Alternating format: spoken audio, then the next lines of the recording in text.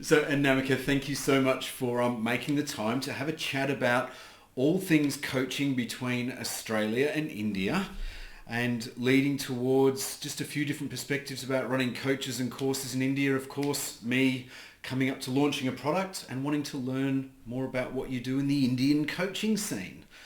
So for all of my fellow coaches in Australia and quality mind mentors in Australia, can you tell us what it is you do? Hi, thank you so much, Mark, for having me here today. And it's a pleasure talking to you. I'm a growth coach working with professionals and entrepreneurs. Basically, I'm also a catalyst in empowering women entrepreneurs because I resonate more in empowering them. Globally mentored and coached 30,000 plus professionals, advised, or you can say mentored 5,000 plus entrepreneurs to grow. I'm advisor to health and wellness brands as well. Basically on a mission to help 1 million working professionals and businesses to grow holistically.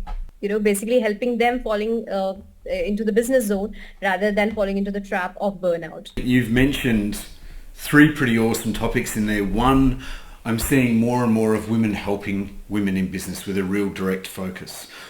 And it's great because historically, I think businessmen took a long time to understand, first of all, that women needed an equal go. And then secondly, if I summarize grossly, the first wave of businesswomen that came through felt so strong and looked like they were actually crushing other women on the way up to the top. And it's lovely to see now that it's really evolving to something being a lot more collaborative and really embracing what I think is it fair to say, a more feminine, supportive energy? Yes, yes, definitely. As they say, empowered women empower more women. Excellent. Yeah, that's fantastic. But I just wanted to pick up on your ambitious target of 1 million people. I mean, why only 1 million? So that is my first target, of course.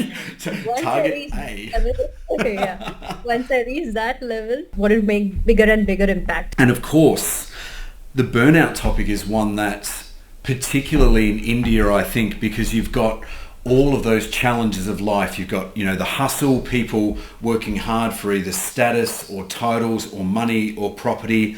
1.5 billion people, of which 500 million are the middle class working and competing against one another. Burnout's big, and it's big in India, and I think it's bigger. Is it fair to say bigger in sort of the higher end or the managerial end of affairs, or are you seeing it everywhere? Frankly speaking, it's everywhere. And in a way, it is actually impacting the productivity that I see across. Most of the time, people feel that mental fatigue, physical fatigue, it's not only about the hours they put in into work, but it's also something that adds on to that.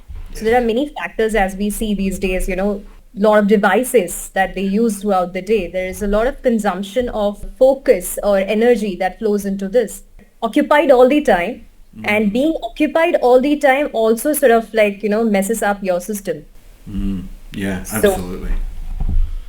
Fascinating. Well, I think you've certainly picked the growth areas for coaching over the next decade in India, that's for sure. When you coach, do you prefer groups, one-on-one, online, in person? What's working for you at the moment? It depends totally on the client, a client's need basically. One-to-one coaching is for people who need personalized coaching, customized strategies, or, who have a goal set and they are, really hyper-focused to achieve that. Other cases wherein people want to work with a lot of learning that involves peer information, peer interaction experiences, and something related to this.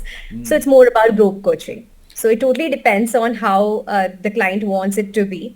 And my personal preference would be group coaching.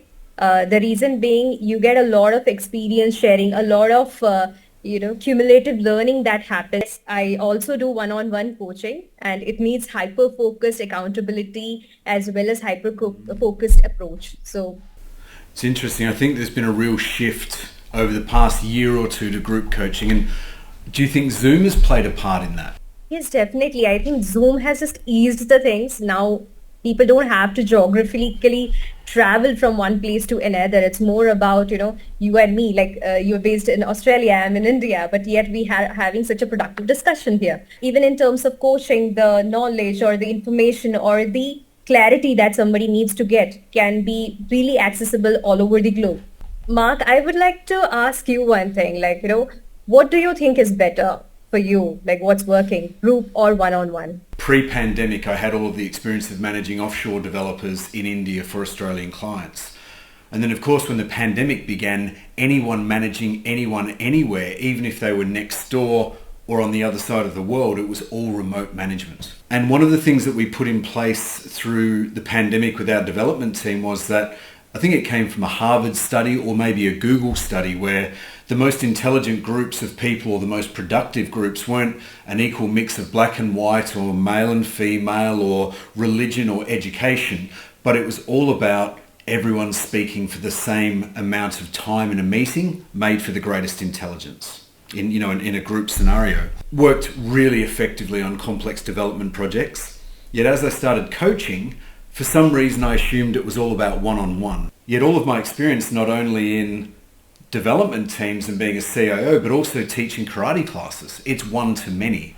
And you develop that skill of trying to find the right level for the different people at a different time to still be able to teach a multidisciplined or skilled class. Then I did the group coaching accreditation in 2023 and suddenly realized that with the right methodology, the groups are probably the most productive. You get the different inputs, the different energies. The crews I'm teaching at the moment or working with at the moment, we've got First Nations or Aboriginal ladies from Australia, Arabs, English people and Australians all in the one crew, and it's fascinating.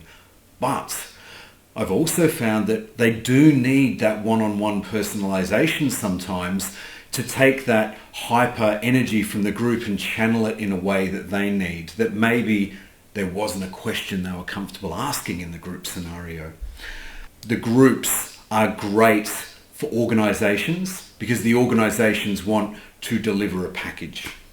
I think for the individuals, especially the higher level, they want the one-on-one because they want to express the vulnerability. How do you put that all together for the individual and the group and the organization and the scenario at the same time? Because if the group's too big, it's just like giving a lecture.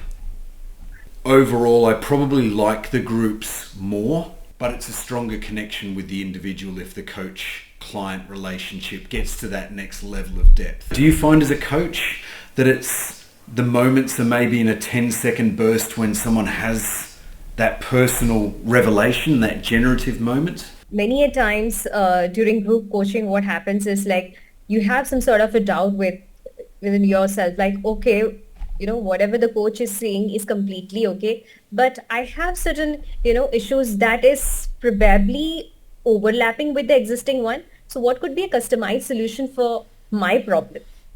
So when we get into one-on-one coaching or when we provide them with that insight, in your case particularly, you might need X solution to this. Yes. So both has its own charm, I can say, group coaching as well as one-on-one coaching. And it completely depends on the individual, like how far they are focused about their goals. Because many a times when people enter into group coaching, they get a clarity. Oh, okay, this is how I need to have my perspective, or this is what my perspective is and what the perception of other person is. This understanding can help them take ahead to their personal coaching, is what I've observed. Because unless and until you haven't been into group coaching, you won't understand what personalized coaching would be.